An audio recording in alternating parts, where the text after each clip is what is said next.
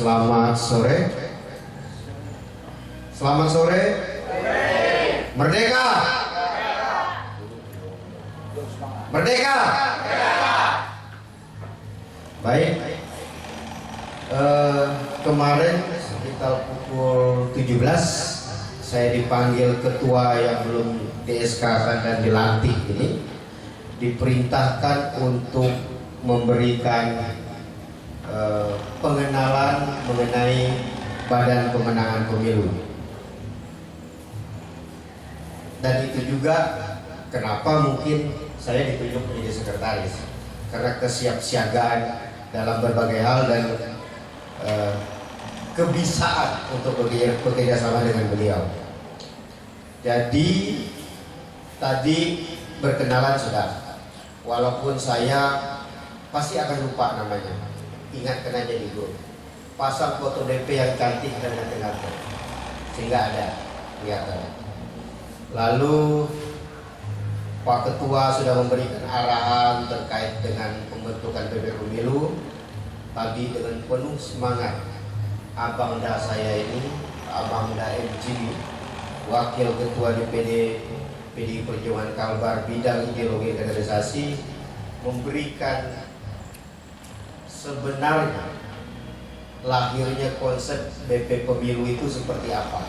Seperti yang disampaikan, untuk kita memenangkan pemilihan umum, tugas utama kita adalah membantu pimpinan partai merencanakan, mengorganisir pemilu yang ada di wilayah Kalimantan Barat.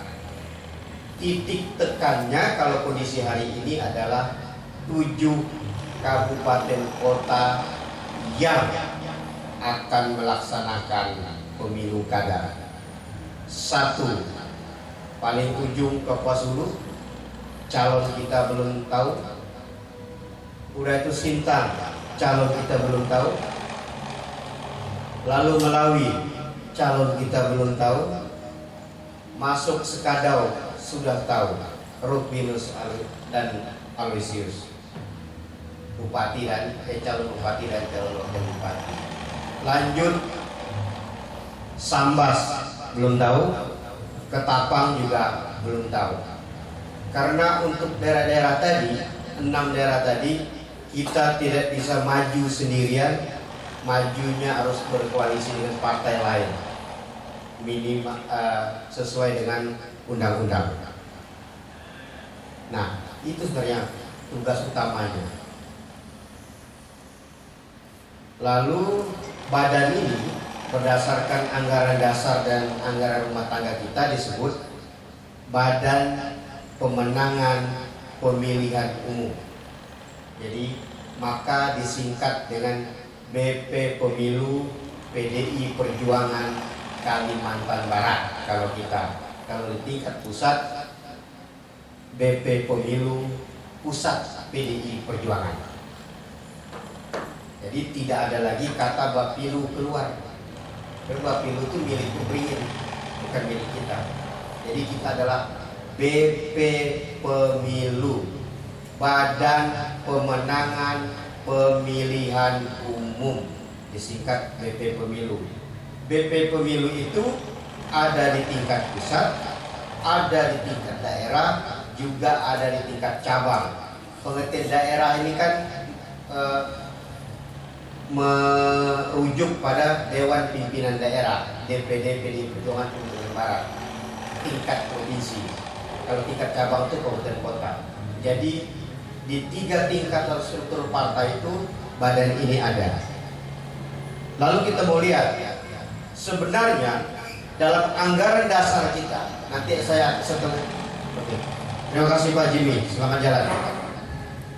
Dalam anggaran dasar dan anggaran rumah tangga partai, nanti sebentar lagi akan saya share di grup, ditegaskan bahwa sebenarnya dia tuh diatur di anggaran dasar bab 5, nggak perlu dicatat, nanti baca aja nih, tentang organisasi, yaitu bagian ketiga tentang alat kelengkapan Dewan Pimpinan Partai.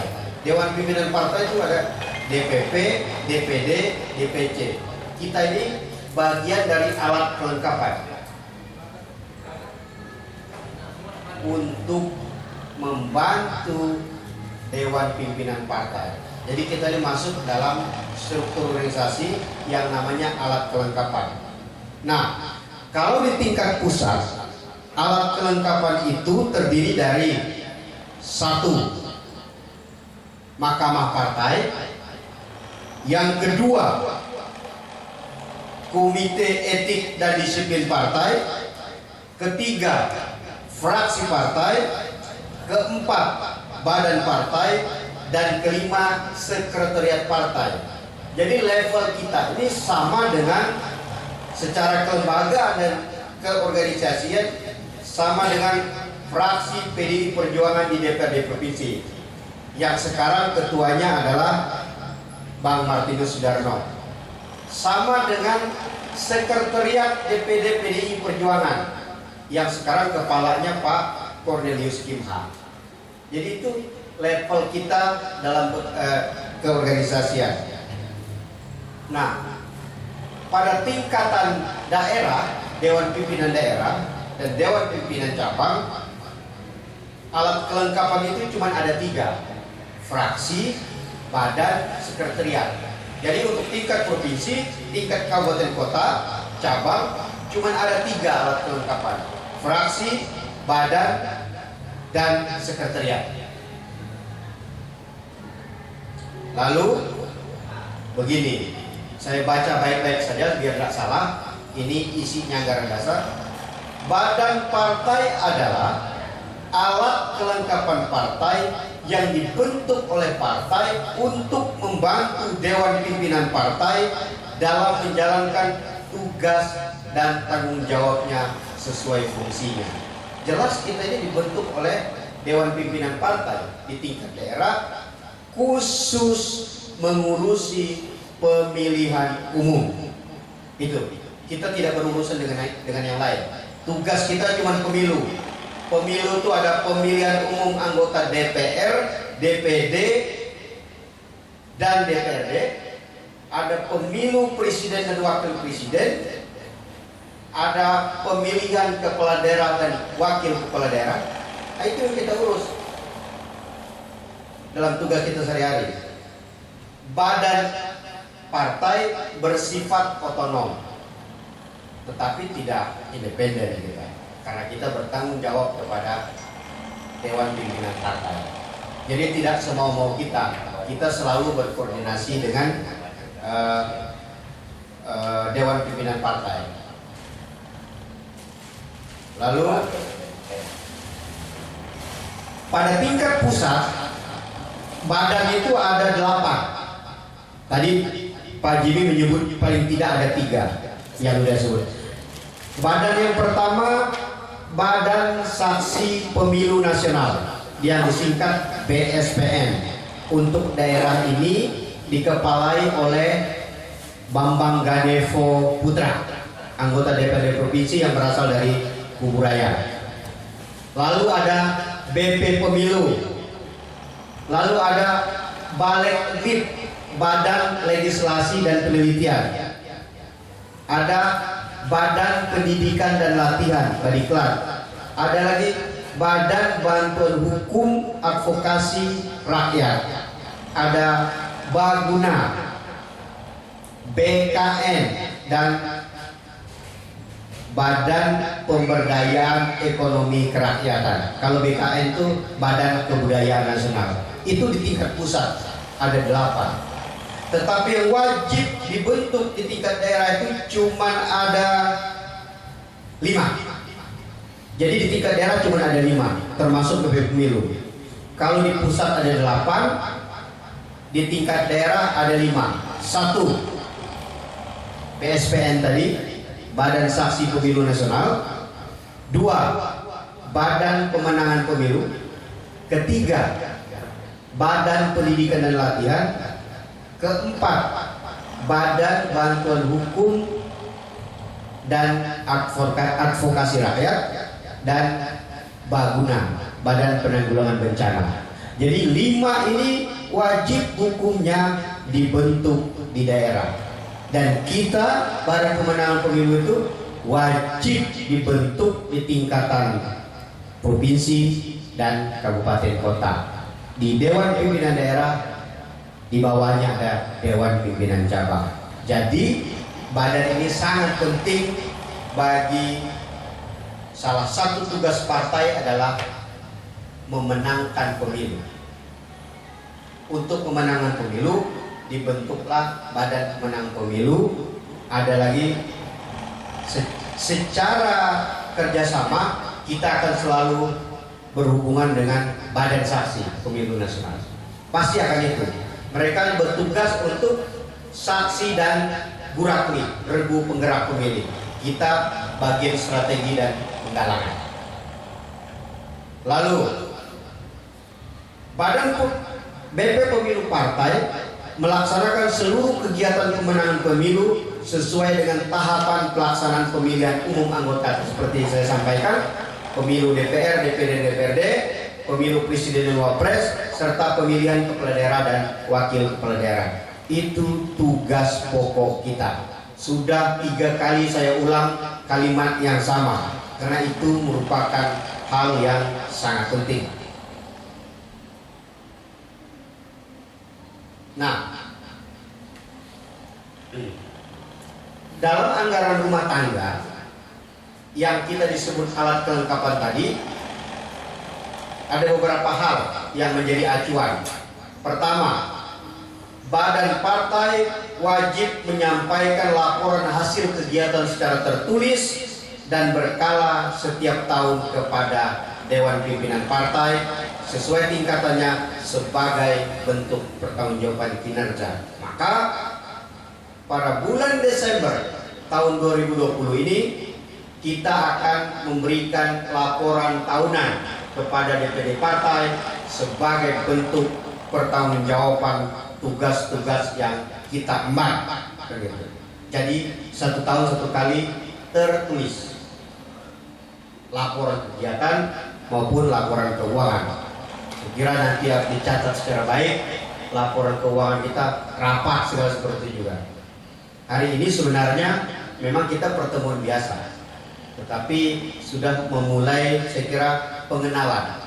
Ini sangat baik bagi kita semua. Badan partai dipimpin oleh kepala badan. Nah, jadi Pak Tapanus ini kepala, bukan ketua ya, kepala. Itu yang selalu saya ingatkan. Kepala badan dibantu oleh wakil-wakil kepala. Nah, ini lupa saya. SK siapa yang buat nih? Tolong, saya mau sampaikan ini. Tolong diperbaiki ini. Bukan ketua, kepala. Ya? Tolong. Siapa yang nanti berhubungan soal itu? Jadi kepala, wakil kepala, sekretaris sama saja. Jadi kepala. Beda. Ketua dan kepala beda.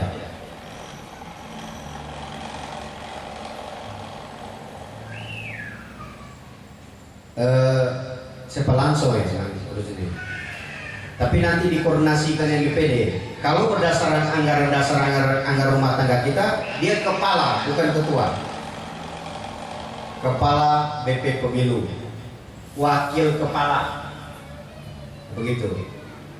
Ini anggaran dasar yang ngomong, bukan itu. Jadi ini tolong diperhatikan, nanti dikoordinasikan lagi. Ditanya siapa yang paling bertanggung jawab terkait di DPD. Selanjutnya, kepala badan partai dipilih dan ditetapkan oleh Dewan Pimpinan Partai di tingkatannya. Jadi yang memilih kepala BP Pemilu, yang memilih Pak Tapanus sebagai kepala BP Pemilu itu adalah DPD PDI Perjuangan Provinsi Inten Barat. Kepala badan partai berwenang menyusun, menetapkan dan mengubah komposisi, struktur, dan personalia badan partai. Jadi komposisi, struktur, personalia ini berdasarkan anggaran rumah tangga kita boleh dirubah oleh kepala badan. Itu kekuasaan dia. Maka penunjukan teman-teman sebagai pengurus BP Pemilu atas usulan dari Pak Kepala yang ditunjuk oleh DPD Partai.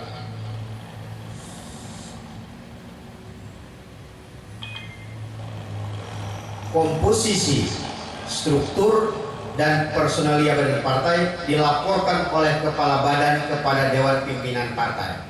Jadi setelah ini disusun dengan perbaikan tadi, disampaikan kepada DPD, DPD akan membuat SK surat keputusan terkait dengan DPD Pemilu Barat tanggal 14 Maret lusa akan dilantik, artinya disahkan. Jadi ada surat keputusan lalu dilantik, disahkan, juga diumumkan kepada publik. Itu kepentingannya. Masa bakti kepengurusan badan-badan partai berakhir bersamaan dengan masa bakti Dewan Pimpinan Partai di tingkatannya. Maka dicek kembali langsung. SK DPD itu tidak salah saya 2019-2024, bukan 2020-2025. Ini juga harus disesuaikan. Ini perintah anggaran rumah tangga, nggak bisa dibuat itu. Jadi kalau DPD SKE masa baktinya 2020 nanti dicek disamakan dengan masa bakti DPD. Itu prinsipnya. Jangan sampai berbeda. Karena ini perintah anggaran rumah tangga. Lalu juga bahwa terbentuk selambat-lambatnya 6 bulan setelah Kongres. Saya kira Kongres bulan berapa ya? Sudah lewat, tapi tidak masalah. Itu bunyi rumah tangga saja. Nah, ini tugas-tugasnya. Tugas ini tugasnya BP Pemilu Pusat sebenarnya. Dari ada 1, 2, 3, 4, 5, 6, 7, 8 tugas itu, ada 2 yang bukan menjadi tugas kita. Jadi ada 8 tugas itu. 8 itu menjadi tugas BP Pemilu Pusat, 6 menjadi tugas BP Pemilu di daerah. Saya bacakan satu demi satu. Merencanakan, mengkoordinasikan, dan melaksanakan kegiatan partai dalam pemenangan pemilu. Pemilu anggota DPR, DPD, dan DPRD, pemilu presiden dan wakil presiden, pemilihan kepala daerah dan wakil kepala daerah. Jadi kita itu merencanakan, mengkoordinasikan, dan melaksanakan. Jadi udah merencanakan, mengkoordinasikannya, dan melaksanakannya. Jadi cukup berat tugas yang kita emban kalau kita difungsikan DPD secara baik. Itu tugas itu di pusat juga dijalankan, di kita juga dijalankan. Tugas kedua, melaksanakan kajian sistem-sistem pemilu yang sesuai dengan strategi partai. Ini bukan tugas kita. Itu tugas BP Pemilu Pusat. Karena kajian sistem pemilu itu biarkan BP Pemilu Pusat, kita tidak perlulah. Berikutnya menyusun rancangan undang-undang tentang parpol, pemilu anggota DPRD, pemilu presiden, pemilu kepala daerah, RUU tentang MPR.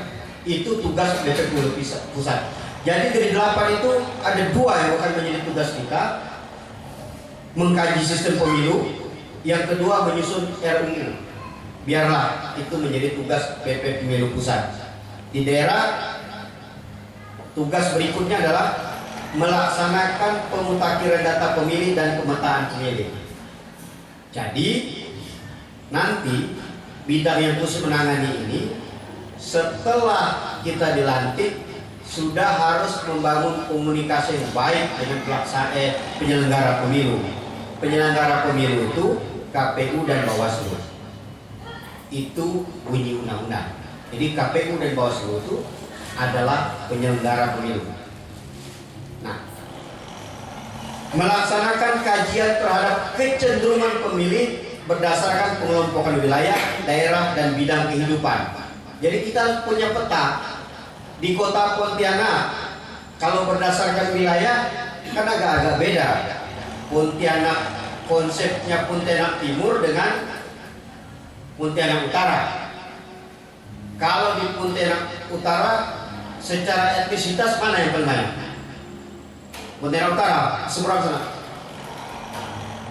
Madura kan? Nah kalau Pontianak Timur itu kan tempatnya keraton itu. Keraton. Kan akan berbeda pemetaan kita terkait dengan Pontianak Utara dengan Pontianak Timur. Inilah tugas kita, melakukan pemetaan tersebut. Lalu ada pekerjaannya buruh. Nanti Paulus Ade akan membantu juga menurutku. Repdem tugasnya kalau berdasarkan perintah ketua umum adalah buruh dan pekerja. Jadi di kota ini kan yang aparatur sipil negara bisa dipetakan pilihannya, yang petani, yang nelayan, yang pedagang kaki lima, yang biasa nongkrong di pasar seperti itu. Itu harus bisa kita petakan secara tepat terkait dengan pemilu. Lalu menyusun dan mempersiapkan strategi serta pengelolaan kampanye. Mengapa kita harus mempersiapkan secara baik? Yang pertama, kalau soal kampanye ini, kampanye pemilu ini, waktu kita terbatas, sumber daya kita terbatas. Maka kita harus rencanakan secara baik. Kalau dari sisi perencanaan pemilu, kita itu merencanakannya dari hari terakhir. Hari terakhir sebelum minggu tenang ditarik sampai ke saat ini. Kenapa? Waktu terbatas, sumber daya manusia terbatas, logistik dalam hal keuangan juga terbatas. Maka harus direncanakan secara tepat. Jadi kalau kita melaksanakan kampanye itu berdampak juga terhadap calon yang akan kita dukung. Ketujuh, melaksanakan evaluasi dan analisis terhadap strategi pemilu parpol lain. Tugas kita adalah menambah orang baru, tenaga muda yang lebih segar, yang memiliki pandangan jauh, yang bisa mengelola pertarungan politik. Sekarang ini beratnya begini, pertarungan politik ini. Bendera tidak hanya dipasang di tengah jalan, di pinggir jalan, tapi juga kita tancapkan di media sosial. Ini Pak Rosario yang akan lihai soal itu. Saya tidak minta. Tapi jadi sekarang ini akan dua kekuatan. Satu di lapangan, masang bendera di tepi jalan, masang spanduk di tepi jalan.